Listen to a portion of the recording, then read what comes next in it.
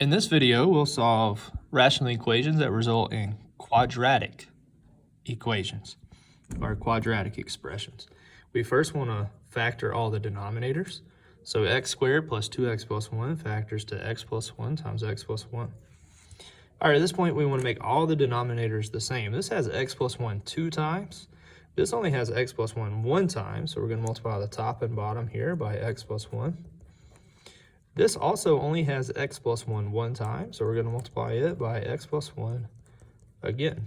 This minus sign we want to distribute and make that a negative 1. So now all the denominators are equal, so we can look at just the numerators. We get x plus 5 is equal to x times x plus 1. We can distribute that. We get x squared plus x. Notice the presence of a quadratic. We can distribute the negative 1. So we get negative x. Negative 1 times 1 is negative 1. We want all the x's on one side, so at this point those x's cancel out. So we get x plus 5 is equal to x squared minus 1. A quadratic, we want everything equal to 0. So I'm going to subtract the x from both sides. Those cancel. There's nothing to combine the x with over here. And we're also going to subtract the 5 from both sides. So we get 0 is equal to x squared minus x. Negative 1 and negative 5 is negative 6. We can factor that. What can we multiply to get negative 6? That has to give us negative 1. That's negative 3 and positive 2. So x minus 3 equals 0 and x plus 2 equals 0.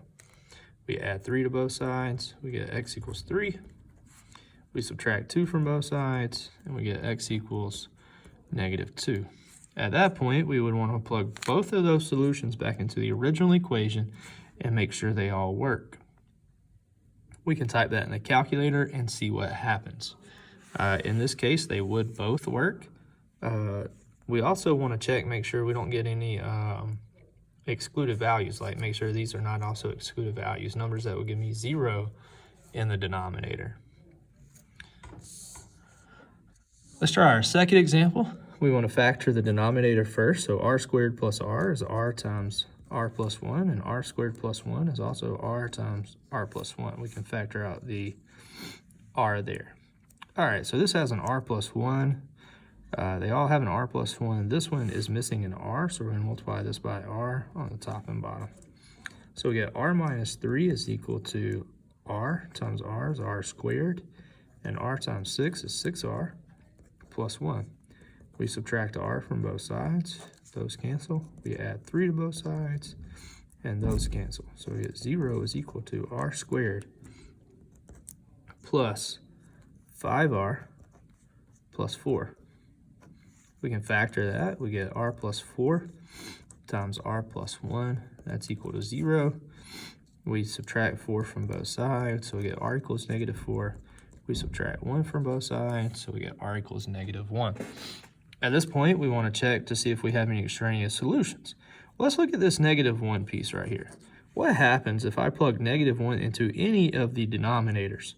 Particularly, let's just check the first one. We get negative 1 minus 3 over negative 1 times negative 1 plus 1. And negative 1 plus 1 is 0. So our numerator is negative 4, and our denominator becomes negative 1 times 0. Well, negative 1 times 0 is 0, so we get negative 4 over 0, and negative 4 divided by 0 is an undefined expression. So at this point, what do we know about the solution, r equals negative 1? The solution, r equals negative 1, is actually an extraneous solution because it resulted in division by 0, and that's not possible. So r equals negative 4 is the only solution to the original equation.